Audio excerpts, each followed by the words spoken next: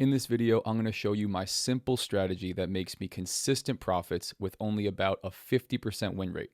I'll show you two trades I actually took today.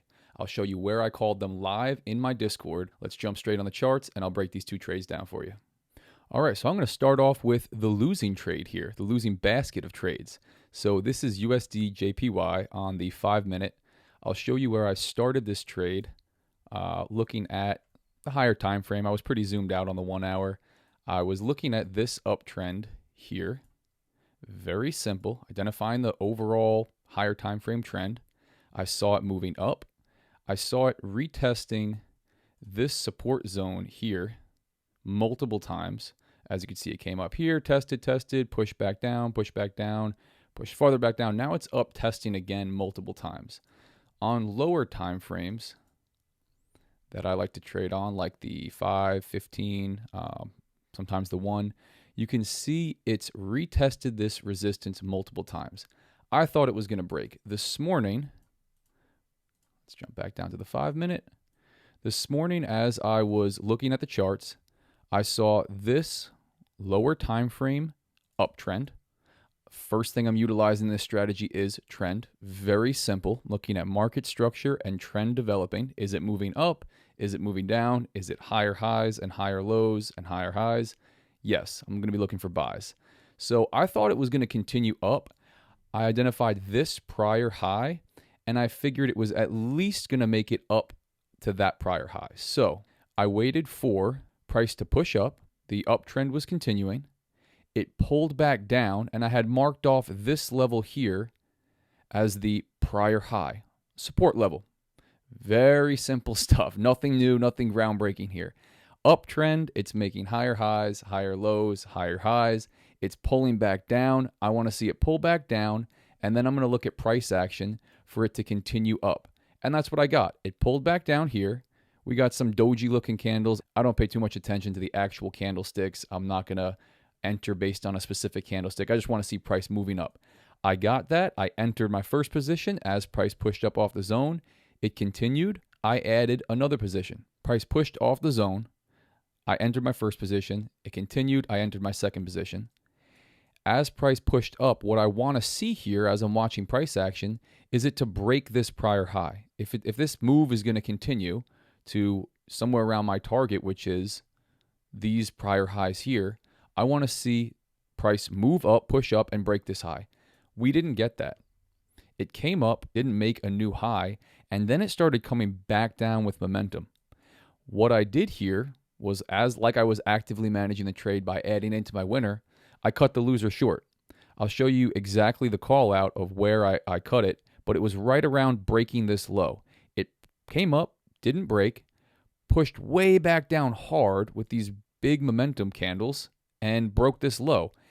If this move was going to work out, I would have wanted to see it break this high and continue. Could it have came down here, tested this, picked up liquidity, smart money, whatever the hell you want to call it, and then pushed back up? Sure, that happens sometimes, and I will have gotten out early, and I'll miss the move, a good trade that would have worked out. In this case, it worked out in my favor because, as you could see, USD JPY just melted. Absolutely melted. I was wrong on the initial reading of it. The market just happened to move against me. I'm not going to know what's going to happen all the time. I'm probably going to know what's going to happen about 50% of the time. And even then, I don't know what's going to happen. I'm just structuring risk and trading accordingly. So again, I made the call to cut this trade. This was my first loser of the day. So set of two trades. I call this one trade. This is my basket of trades on USD JPY. Cut it. I'll show you exactly where it was in the Discord. And the next trade setup was on GBP USD. So here we are on the winner on GBP USD. Let's start on a higher time frame. I'll show you what I was looking at. It's been in this somewhat of a consolidation. We got an uptrend here, if we're looking at this. Then it kind of consolidated around this area here, and it pushed back down to this support zone. Prior lows and some highs, we're looking at a support zone here. It started to push back up from this support zone without really testing it and made higher highs and higher lows on a lower time frame. It looked like earlier in the day that it was going to go up and retest this set of lows that it put in repeated. set of lows. So I believed it was going to retest this as resistance. And then my overall bias is that this was going to continue down. But in the meantime, I believed it was going to go up here and test this. That's what here's how I made that assumption. Here's how I formed that bias. It was in an uptrend. That's it. That's the whole analysis. Higher highs and higher lows. And then where did I get my entry? I was drawing out support zones based on prior highs. And as those highs are broken, I want to see price come back down. So in this instance, let's actually play it back. We marked this zone off as support, prior set of highs that we were looking to get broken. We got that, and then price pulled back down. Now for my entry, I'm looking at price action, and I want to see some kind of push up. I don't want to just arbitrarily enter the zone. A lot of times price will come back down and then just start blasting through. You can wait. You'll have a little bit worse of an entry, a little bit higher risk, but you'll get a better probability of that trade working out because you're trading in the direction of price at that moment. You're trading with the momentum. So price came back down. Boom. Big bullish candle. Pushed up. A lot of momentum coming out of the zone. I entered. I think I was watching the 1 minute on this. Yeah, I might have entered right in the middle of this trade, in the middle of this candle. Likely entered right here. And then the second position, price came up, retested this this high, and on a 1 minute probably looks a little bit nicer. Boom. So came up, I entered a second position as I was in profit there. Pretty simple. We got some drawdown on this. Now I'll show you on my Discord. My initial stop was down here.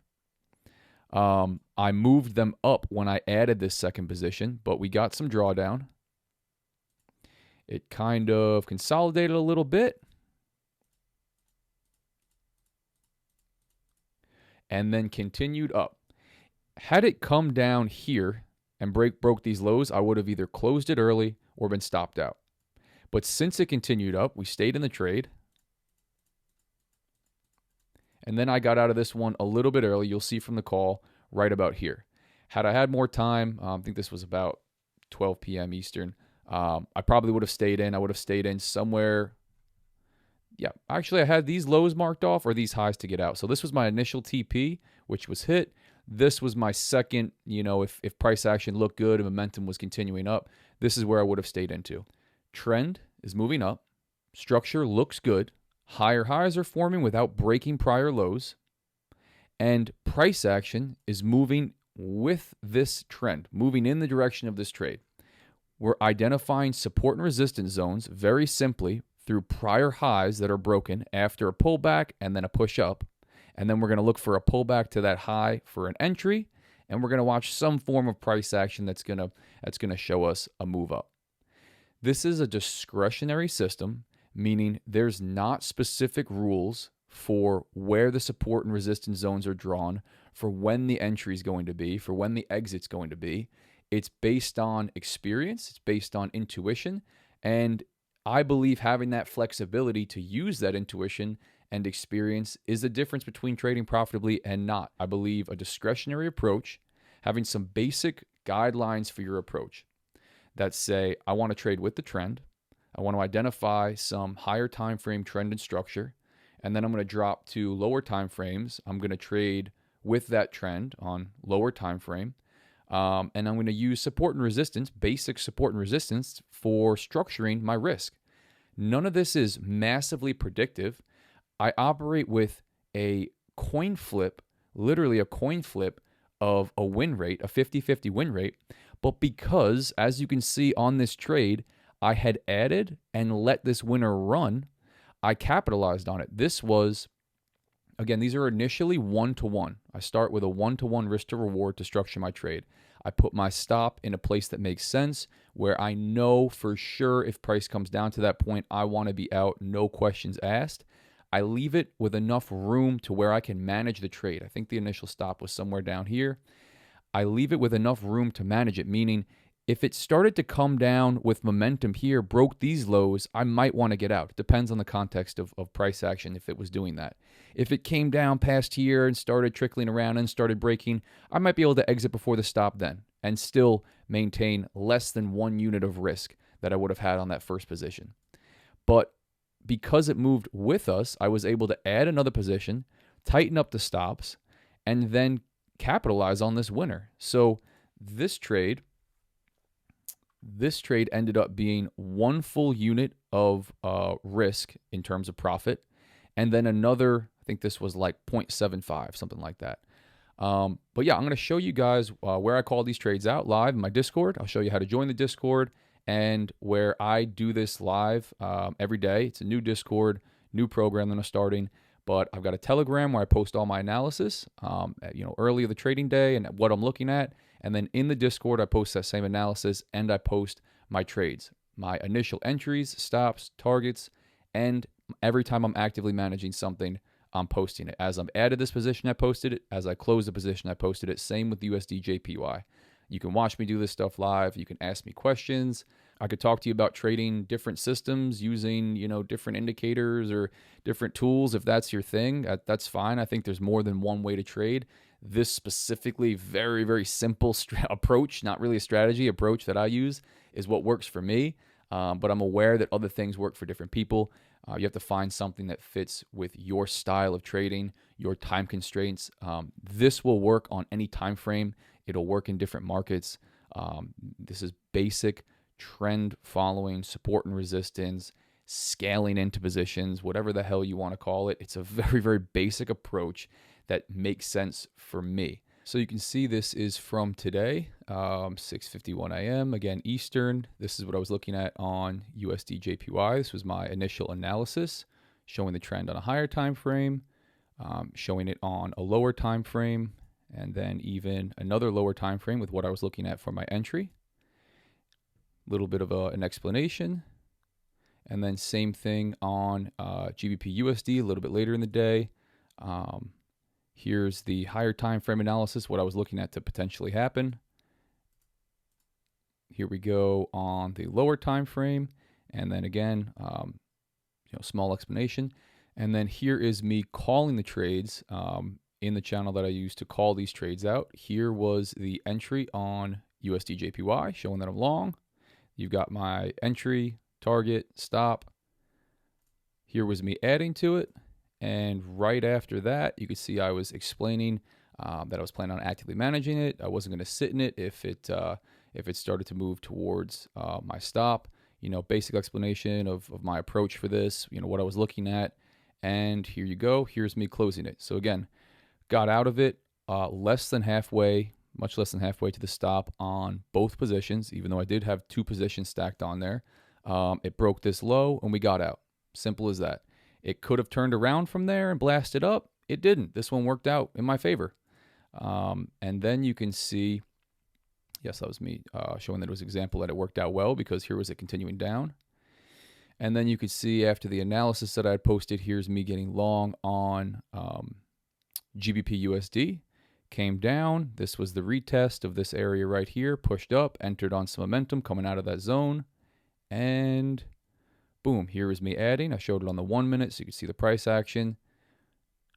And you can see that I called out the adjusted stops. This was the initial stop on this one. Below the lows on this 5 minute. Brought it up a bit below these lows.